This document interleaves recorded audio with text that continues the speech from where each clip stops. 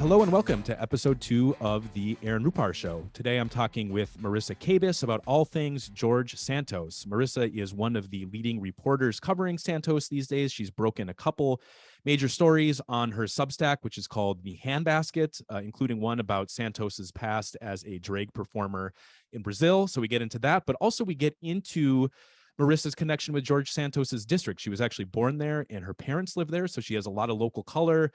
We talk about the redistricting in 2022 that kind of made it more possible for Santos to win after his failed bid in 2020, which didn't make any waves at all nationally. I, for one, did not know who he was when he was running in 2020. And so we talk about all of the context there and much, much more. And as we were talking, I realized that there's so much going on with George Santos, so many scandals, so many misrepresentations, and so much interesting context speaking both to his district, American politics more broadly, and the state of the Republican Party, that I'll definitely have her back on sometime down the line to get even more into it. I should mention at the top, this has been kind of a crazy week for my family. My daughter Mia spent Monday night in the hospital. She's doing better now. Turns out she had kind of a severe ear infection that led to a tonsil infection that led to her being dehydrated, and she needed fluids and antibiotics. And so if I seem a little bit sleep deprived, that's why. And if you hear some screaming at a couple different points in the background, she is home today doing better. So it's good to hear her screaming, but you may hear her, you may hear, as I'm hearing her right now, actually acting up in the background a little bit. I do have a good mic, so maybe you won't hear that at all, but that's the situation you hear here at home. But I'm very thankful that when I announced on Twitter that she was at the hospital, there were so many well wishes that came in. So I really appreciate all love and support this week. And thankfully, I can report that we're all home and doing better now. I have a lot of good guests coming up in future weeks. And if you missed the first episode last week with Ron Filipowski, please check that out. The podcasts go up on YouTube if you want to watch the footage of these conversations. And eventually I'll be integrating video clips and more visual elements as well. But you can also listen to them wherever you get your podcasts. So I ask that you please subscribe. And if you have an extra minute, please leave a positive review, because that helps get the word out and spread the podcast further. So without further ado, let's get into the conversation I had with Marisa Kabas. Welcome to episode 2 of the Aaron Rupar Show. I'm very excited today to have Marisa Kabas joining me. She has become one of the foremost George Santos reporters in the country right now. She's also an MSNBC columnist and author of her Substack, which is called The Handbasket, which, Marisa, full confession here, I've really only become familiar with your Substack since it kind of became dominated by George Santos and the Daily Santos, and now you're doing kind of weekly updates. What was the initial, I guess maybe that's a good question to ask right at the beginning, what was the initial idea for The Handbasket? Do you plan to kind of revert it back to that once the Santos hysteria dies down a little bit? Sure. Well, first of all, hi. Thank you for having me. This is very exciting. Episode 2. And I guess I should just mention, Marisa and I have known each other on Twitter for what feels like forever. Years and years. And we did talk for a Q&A for my newsletter a couple months ago now, where we talked about George Santos. But this is the first time we've been on like a video call or really kind of met in any way beyond a phone call. So nice to meet you. Yeah, me too, even though I know you. Yeah. So the original concept for The Handbasket was just to always make sure that I had an independent outlet for my writing, because the media industry is so unpredictable, as you know, and I wanted to make sure that there was a place that I could not only write, but that people were aware of, that it wasn't just like some random little blog that I would kind of contribute to whenever I had a chance. And so The Handbasket is obviously an allusion to hell in a handbasket. And I didn't really know exactly what I wanted it to be when I first started it. I just knew that there was a lot of crazy stuff going on, and I had a lot of thoughts about it. And I kind of just wanted to, take some notes as it all unfolded. And then the Santos story exploded. And I luckily had already built this, admittedly quite modest at that point, platform for myself, but it's only grown since then. But there's definitely a chance. I mean, it's not going to be George Santos forever. There's no way. He's not Trump. I mean, he has sustained a lot of news cycles, and he has defied the odds, which is something that I keep saying to people as far as like the longevity of this story. But yeah, I do want to go back into other topics at some point. Sure. Yeah. And so, to talk about how you got into Santos a little bit, I think a good place maybe to begin is talking about your connection with New York 3rd, which is the district that Santos now represents. It's, and correct me if I'm wrong here, but it's a mostly suburban district that also includes a little swath of Queens. But it's a Long Island district that has been historically a swing district. However, as listeners are probably aware, there was the whole controversy last year in New York with the proposed redistricting being rejected by the courts, which led to a special master taking the lead in redrawing these districts, which made the 3rd district that Santos represents much more competitive. But it's also interesting to note that neither in 2020, when Santos first ran in an unsuccessful bid for Congress, or in 2022 did he face a primary challenge. So even though Santos won, defeating Robert Zimmerman, a Democrat named Robert Zimmerman, which always throws me off because, of course, that's Bob Dylan's name as well. So when that pops in my brain, I'm like, wait, is that really his name? Different Robert one. Zimmerman? Yeah, different one. A little less successful, I would say, given that he lost to George Santos.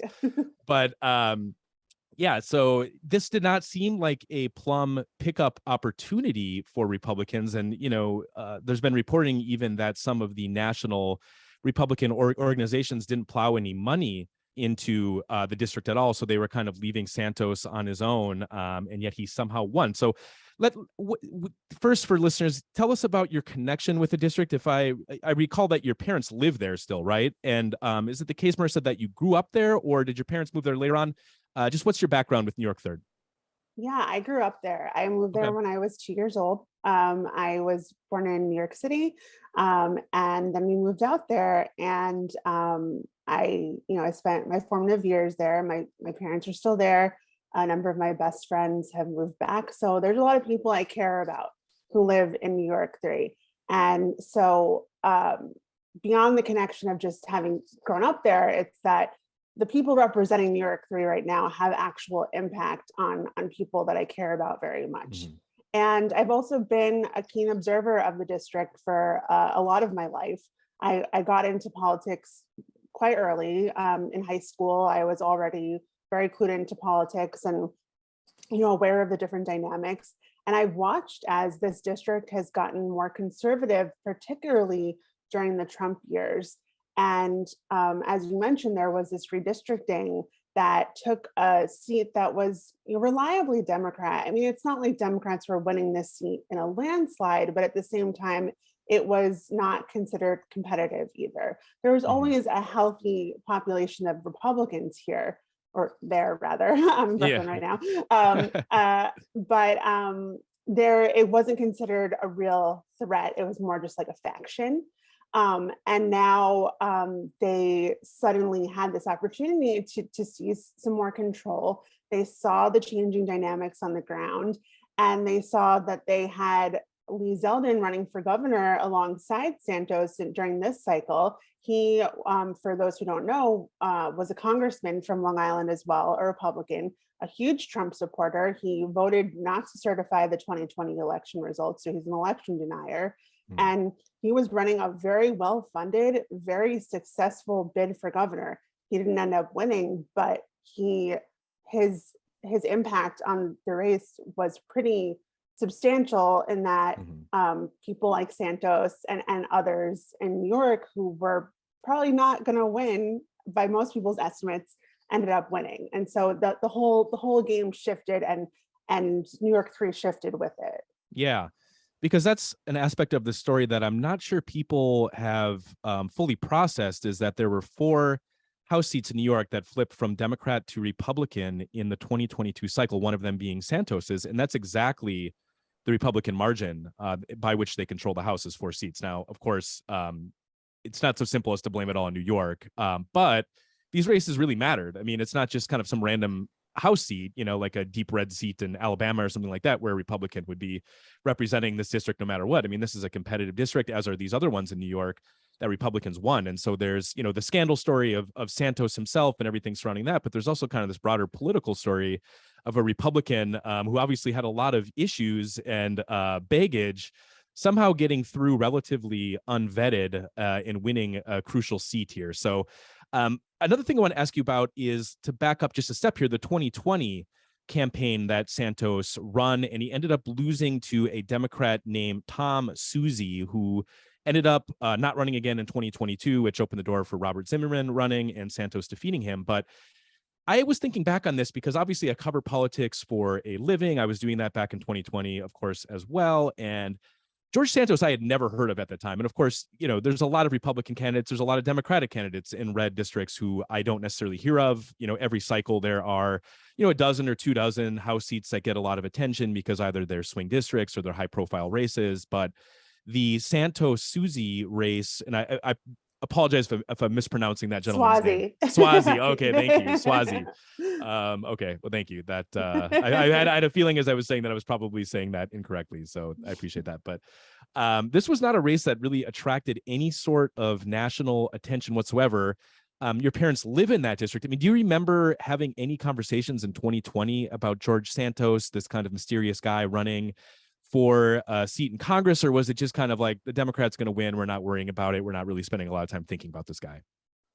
Well, I think part of the reason, just to go back to what you said about it's not even being on your radar in 2020, is because Tom Suozzi wasn't someone that was really on anyone's radar. Whenever I talk about him, I say that he is truly one of the most unremarkable people to ever make it into Congress. He wasn't really known for anything. He was extremely centrist. He was part of the Problem Solvers Caucus. So, trying to work across the aisle on but he didn't have a pet issue. And it's really incredible because the district he was representing is right outside New York City. There's incredible wealth, highly educated, lots of power concentrated there. And he did nothing to put that district on the map. He kind of got along to get along. So when he had a Republican challenger in 2020, I think people were just not inclined to pay attention to that race in general, even if it was some, crazy random guy that no one had ever heard of. I remember being in the district in 2020 and, also remember it was COVID, height of COVID, things were not operating the same way. So people weren't out and about as much, but I do remember seeing some Santos lawn signs and kind of seeing the name around and being like, who is that? But there was not any real fear in 2020, and he ended up losing by a lot. So, there wasn't any reflection on what happened because he didn't come close. And then that's why it seemed like he truly came out of nowhere in 2022 when that wasn't really the case.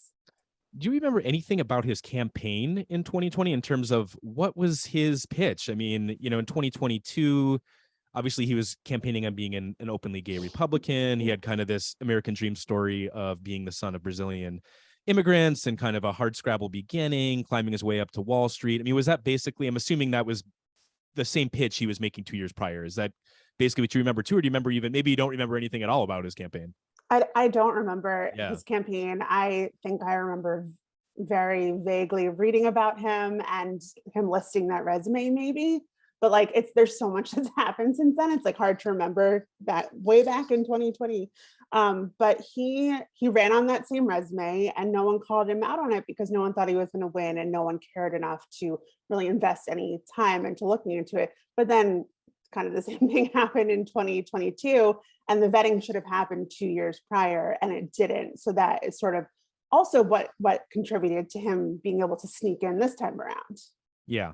So before we get to some of your reporting on Santos, let's talk a little bit about 2022. And I'm curious if you remember a moment or maybe talking with your parents or other people that in the district where, and you already brought up the Zeldin campaign and how that sort of raised the, it raised the profile, raised the possibilities for Republicans because he made a pretty serious challenge against Hochul to win the governorship there.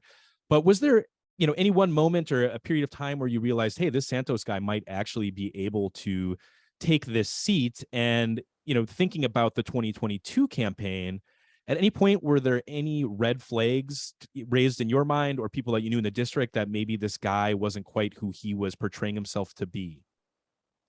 No one I knew in the district thought anything of him. They didn't think of him at all. He wasn't even a character, considering how insane his bio is and the crazy things he's alleged to donors and to voters.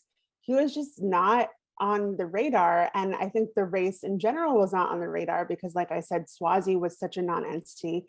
And then Robert Zimmerman, who just as backstory, Swazi ran for governor unsuccessfully and lost the Democratic primary against Kathy Hochul. So he couldn't run for re-election for the seat. So that left it open, and Robert Zimmerman stepped in, and he was who everyone expected would run because he was a known personality in local fundraising and Democratic politics. But still, he wasn't like a local celebrity. He wasn't someone that everyone outside of politics knew. So this race just wasn't on people's radar. And it wasn't a presidential year. And Kathy Hochul, they thought, had it in the bag, which she obviously didn't not, and came really close to losing. And so people just weren't talking about it. And the only thing that really raised a flag to me was being in the actual district. I remember the day before election day, I happened to be out there. And there were Santos signs everywhere. I mean, I've never seen so many lawn signs in my life. Like, I've been to New Hampshire during like the Democratic presidential primary, and there weren't that many signs around there. Like, that's how insane it was. Wow. And you know, I don't think people realize, like, signs are very expensive. Like in terms of a campaign, like paying for signs, like a physical thing, and it's just something that like you don't necessarily put your money into. And he clearly had tons and tons of money to get these signs and put hundreds all up and down the same main stretch of road just to kind of like pummel people with his name. And so I was seeing it and I started feeling like, what is going on here? Like there's a concerted push. There's more Santos signs than Zeldin signs out here. Like there's obviously money here, and there's obviously people behind him. And then, you know, we find out a few weeks later just how much money there was behind him.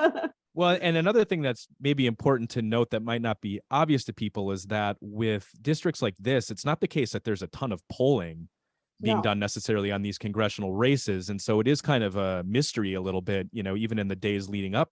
Obviously with Zeldin Hochul, there's polling that's done, but some of these House seats, it's a little bit more ambiguous. And so you don't necessarily know what's going to happen. And so yard signs, things like that, I mean, we kind of mock them, you know, because Trump kind of made this, you know, the whole notion of crowd size and these intangible, I mean, they're tangible, but it's not like a poll, you know, it's more kind of vibes, you know. But well, there's a famous saying, yard signs don't vote. Yes, like that's a thing in poll in campaigning, and sure, they don't, but in this case, I don't know. Yeah, and another thing that's maybe that's important to mention before we move on too much here is that Zimmerman makes a quite fateful decision not to invest in opposition research during his campaign, and we've learned since some of the scandals of, you know, around Santos have broken and kind of blown up, that there were, you know, people within the Republican Party did know that there was some red flags, that there was some fraud happening here in terms of how Santos was portraying himself. I believe, you know, there was a story in the New York Times about how they did, you know, Santos's campaign, I believe it was in late 2021, did kind of a basic background check on him. And it turned up some of the things that we learned a year later from news reporting about, you know, that he didn't actually graduate from, is it called Baruch College? I might get that wrong too. Baruch College. Right. Okay. And that he didn't actually work at Citigroup and Goldman Sachs. And then he had a wife.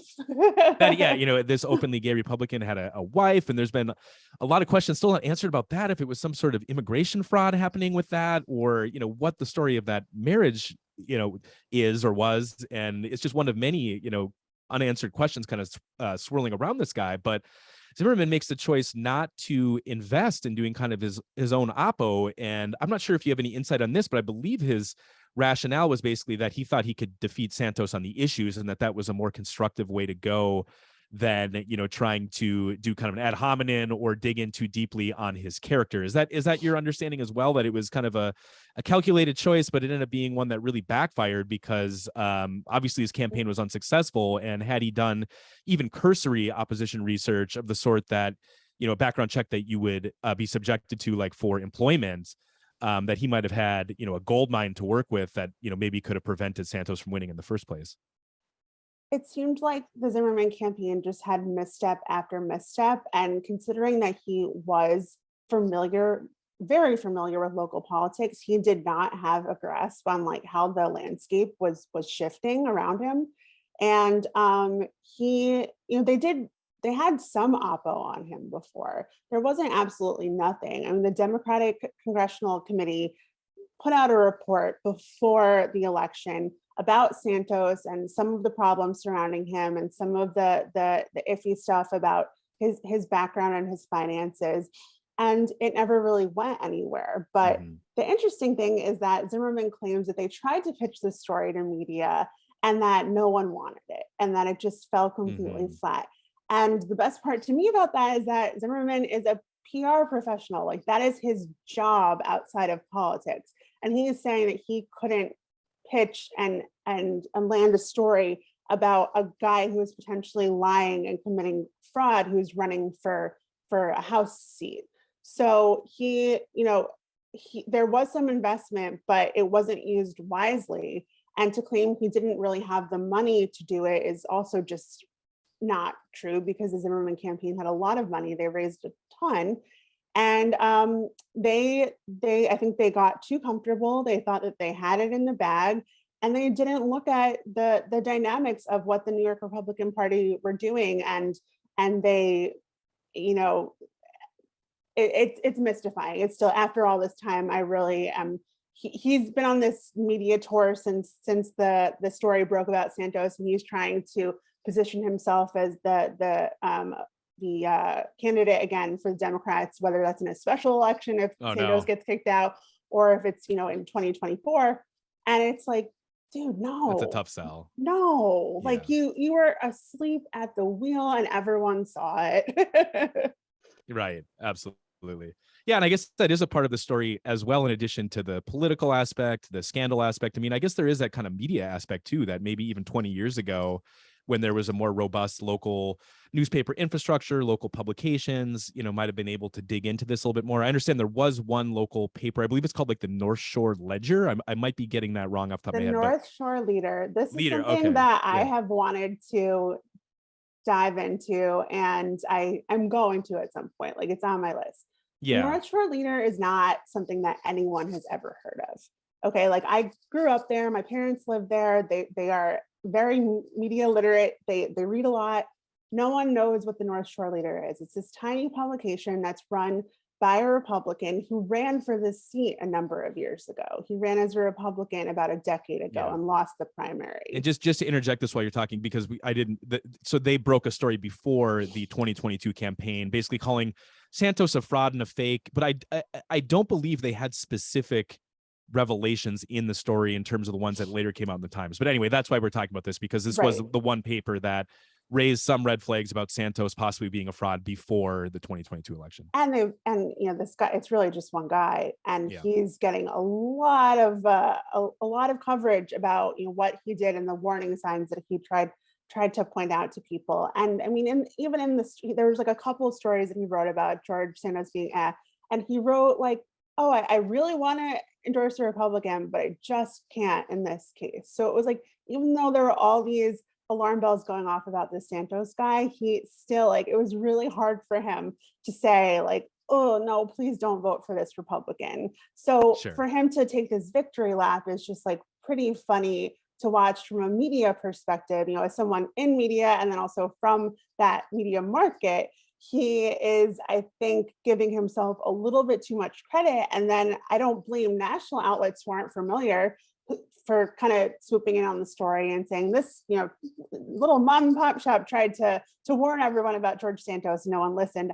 I think that is a bit of revisionist history. Sure. Yeah. And when you and I did the Q&A in January, I kind of asked you questions about why some of these lies weren't brought to public attention earlier. And we did not talk about this North Shore Leader article. And there are a lot of people in the comments like, no, this paper did an article on it. It's like, well, sure, but it just, it wasn't really anything that people were reading. Maybe that should have gotten more attention, in terms of other New York papers that are larger in size, maybe aggregating that or following up on it, but it did not happen. So it didn't really break through into the mainstream public consciousness at the time. But I mean, I think the bigger story is why the big papers in the area weren't sounding the alarm on Santos. Like Newsday is the big Long Island paper, and they have reporters dedicated to this. And they had mentioned a couple of things in passing, but there was no big story that was like, this guy is a liar. He's not who he says he is, and you should not vote for him. It was sort of like, if you happen to read random articles from like the editorial board or whatever, you might catch a line about how Santos is like probably not a great guy. Well, and that was really funny too, doing some background for this podcast. I read the New York Times article about his victory in November, and it was actually part of a larger article where it was about the 4 Republicans who flipped these seats. But the only incriminating thing they had about Santos in the article was that he was in attendance on January 6th. That was kind of like, George Santos, who was there on January 6th, whatever. And it's so quaint kind of looking back. I mean, obviously, Right. being at the coup attempt is a big deal and we shouldn't minimize that. But in light of everything we've learned since, it's like, that's really, what was kind of the big hit on this guy at the time. It's hard to believe that there wasn't more known about this guy at the time. So I do want to fast forward to more present times here, starting in December, which is when the New York Times broke this big story that has kind of it opened the floodgates for what we've learned since then. The New York Times story talks about how, they dug into his background and didn't unearth any evidence that he had worked at Citigroup or Goldman Sachs, which he had claimed on the campaign trail to have done. They called into question his educational background, that he didn't go to Baruch College.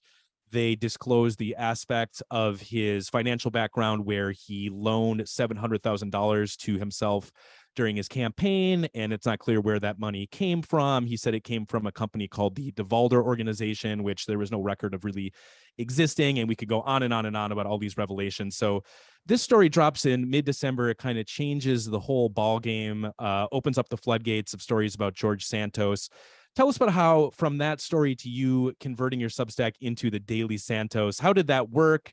What was your response to the New York Times story, and how did that lead to you covering Santos basically on, I wouldn't say quite necessarily a full-time basis, but spending a lot of your time writing about George Santos? Pretty full time. Yeah. When that story first broke, I was immediately hooked into it. Because Long Island is not often on the national stage in that way. Local politics there are not really well understood. There's not like a, mythology around it, or like, oh, Florida politics, Texas politics. New York politics is sort of just like this monolith of okay, it's blue and that's it. But I knew that this was going to reveal to a much larger audience the reality of what was happening there. And then on top of it, of course, the allegations were just so ridiculous. I mean, he had lied about so many things. And I think my initial thought was, well, if this is all in one article, imagine what else there is. Imagine how much more there is out there. And my first thought was, for those who don't know yet, he claimed that not only did he claim to be Jewish, but he claimed that his grandparents were Holocaust survivors. And I forgot to mention that. Yeah, that was another big one. Yeah. And they fled Ukraine and went to Brazil as refugees. And that turned out to be not true. And so when the first story broke and they were talking about him being Jewish, I was like, we're about to find out that he is not really Jewish and that his grandparents did not survive the Holocaust. And sure enough, there was a story, like I think 2 days, maybe 3 days after the first big story, showing that records indicated that none of that heritage was true and he lied about it. And it was such a big betrayal, and especially in the district where he is now the representative. It's a very Jewish district. And there are a lot of Jewish people who donated money to him and supported his campaign because I would say, even though Jews overall are mostly Democrats, in this district, there's a lot of wealth, which equals being more conservative a lot of times. And there's a lot of conservative Jews. And he preyed on that. He knew exactly what he was doing. And I think that calculation is what really got me thinking, wow, this guy is, he's running a real long-term scam. Like this is a lifestyle. This is who he is. It's a lifestyle scam. Yeah. Yeah. I mean, he didn't just like happen upon this. This was premeditated. And so I wanted to be there as someone who understood more of the local dynamics. I wanted to be the one telling the story and help moving it along and become this authority on it. And so I just made a decision one day. Actually, a staffer for another house, a Democratic House member, was like, you could have a daily newsletter on this guy. There's so much. And I was like, challenge accepted. The And brilliant idea. Yeah. yeah, that Yeah. was it. And I obviously didn't need very much prompting. And I just went for it. And it's been a wild ride. Yeah. Well, because the New York Times story doesn't even get into Santos's work at a firm that turned out to be a Ponzi scheme. It doesn't get into the story that we have since learned about of him allegedly defrauding a disabled veteran who he had raised funds for a surgery for his dog and then pocketed the money. There's just so much stuff, that the story couldn't possibly, get to all of it. But, it's amazing how much we've learned since then, including a story that you broke, which was about Santos's past as a drag performer. Now, do you think it's fair to say drag performer in this context? Because there's been some controversy about whether the images of Santos dressed in drag actually constitutes being a performer. And this is what he has argued, is that accusing him of being a drag performer is not fair because he didn't actually perform. He just dressed up in drag. But what's your take on that? Well, from my reporting, I know that he performed at least once or twice as a younger man. Whether you think performer means you habitually perform or you currently perform, I don't know. It's a lot of mincing words, which Sure. conservatives love to do. But I say he used to dress in drag. It seemed that he would go to social gatherings for people who dressed in drag, and he enjoyed doing that. And he was a willing and happy participant in it. Yeah, just to back up a step here. So Marisa had the story of, and you interviewed a Brazilian drag performer, and her name is Katara. Is that right? So Katara it was Santos's. That's right. Yeah, right. Yes, yes. Eula Rochard was the drag queen that I spoke to. That's and right. She knew George as a young man in Brazil and in the town that they both lived in. And she said when he was a teenager, 16, 17 years old, I think he was probably exploring his identity and figuring out, who he was. And he spent a lot of time with Eula and her community, and by all accounts was very happy and enjoyed it. And when I first got this story, I wrestled with it a bit because I didn't want there to be any perception that dressing in drag is somehow a knock on him or a negative thing, because it's not. If anything, seeing him in those photos was like really the only time I've seen him like happy and having fun. He looks very happy, and it actually made me kind of sad that he left that part of his life behind for what he's become now. But the point is that he is a very conservative Republican, and he is aligning himself with people who are criminalizing drag performance and criminalizing dressing in drag and standing by idly and not saying a word to defend the people who were, by all accounts, his friends at one point. Sure. And so it was just more a story of hypocrisy, and also just the visual juxtaposition is undeniable. Sure. No, this wasn't on the level of his involvement in a Ponzi scheme or defrauding veterans, but it's another aspect of his past that he has not been totally forthcoming about. And like you said, he's politically aligned with forces who are very anti-drag and trying to, in some cases now, criminalize it. And here he is, apparently, at least in a previous part of his life, having no problem with it, actually partaking in it. So Santos ended up having to eventually respond to your reporting. And I believe he initially denied it, but eventually kind of conceded that, yep, this is me in these images, but I'm not actually a drag performer. I just did this once or twice. But that kind of really landed you, I think, on the map nationally in terms of being, at the forefront of Santos reporting. I believe you went on MSNBC and talked about that story.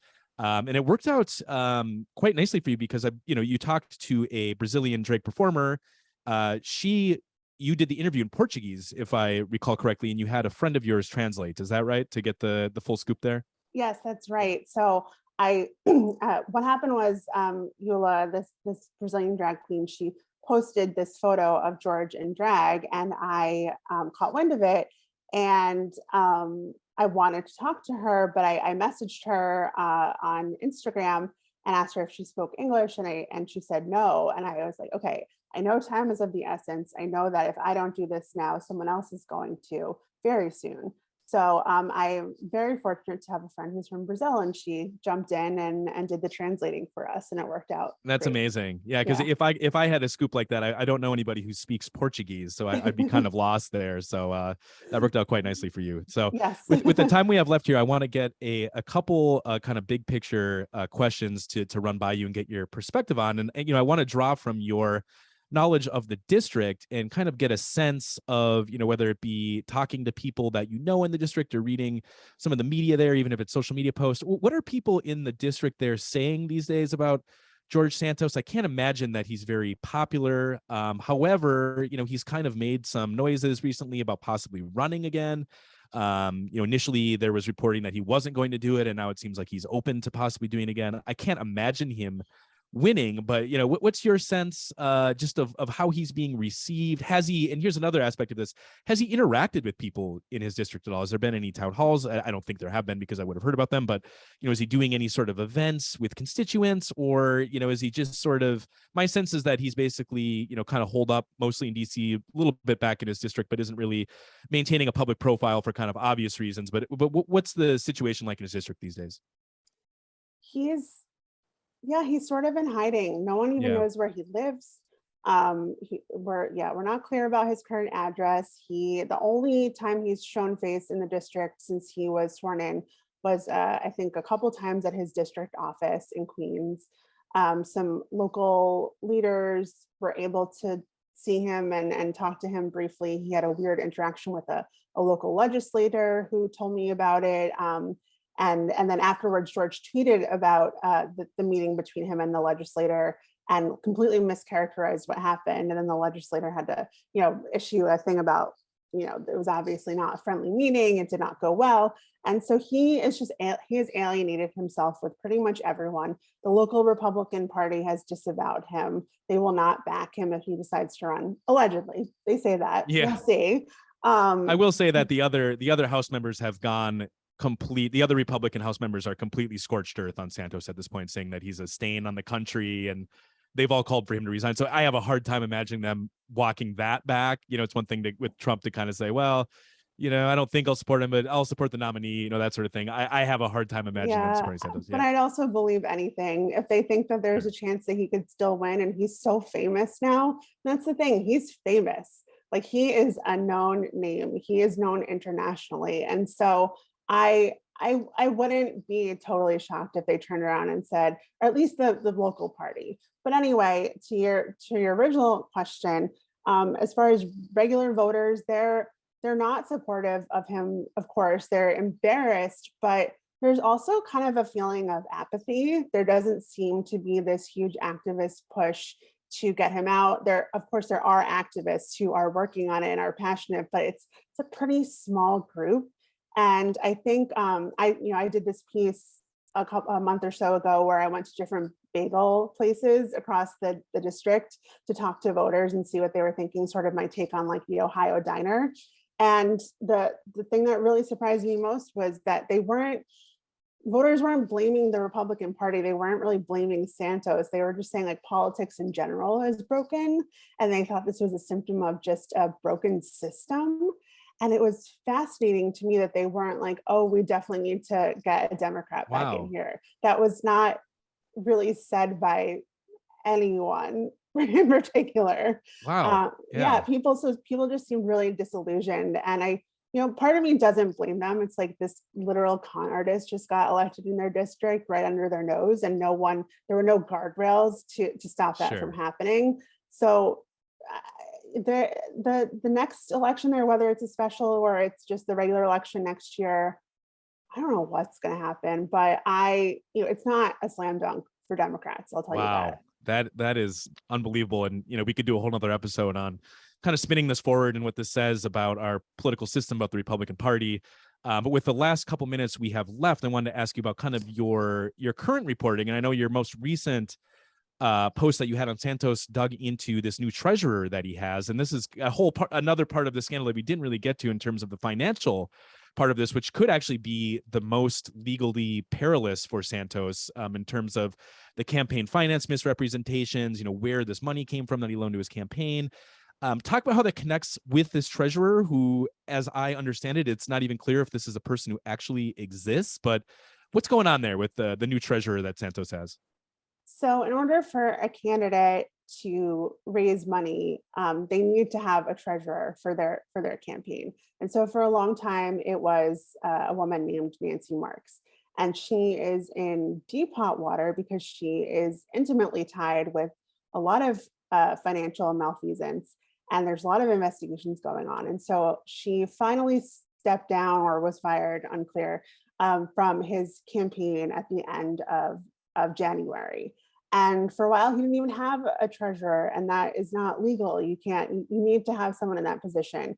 They announced one guy, and the guy was like, no, I didn't accept the job. I guess he had interviewed for it. Interestingly enough, he's the treasurer for Anthony D'Esposito, who's one of the other Republicans on Long Island who's been railing against Santos. And then finally, per an FEC filing a couple weeks ago, we find out that some guy named Andrew Olson is his new campaign treasurer. But aside from a Gmail address on the FEC filing, there's no record of an Andrew Olson working in campaign finance in New York. There's the address that is listed for him is George Santos's sister's old apartment. And reporters went there to talk to people who live in the building, and no one had ever heard of him, and no one knew of anyone by that name. And so he is a phantom at this point, and he is just another big question mark on the Santos campaign. And it's just whenever you think it can't get shadier, they somehow add a new twist. Yeah, and that's the whole issue of there not being really any enforcement for this stuff too, or at least it takes forever, is kind of a whole nother aspect that we don't have time to get to today. But Marisa, I very much appreciate you joining us. We'll definitely have you back, because as we're wrapping this up, I'm realizing that, man, we could spend 2 hours on George Santos. So yeah, everybody check out Maria's reporting at The Handbasket.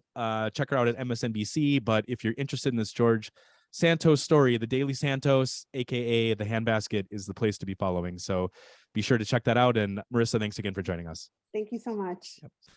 Like I said at the beginning, please follow and subscribe to my YouTube page. That's at The Aaron Rupar Show. And subscribe if you're listening to this, please, wherever you get your podcast, whether it be on Spotify, Overcast, Apple, etc. I'll have another episode of this next Wednesday. And so I hope you'll tune in then. And thanks for joining us for The Aaron Rupar Show.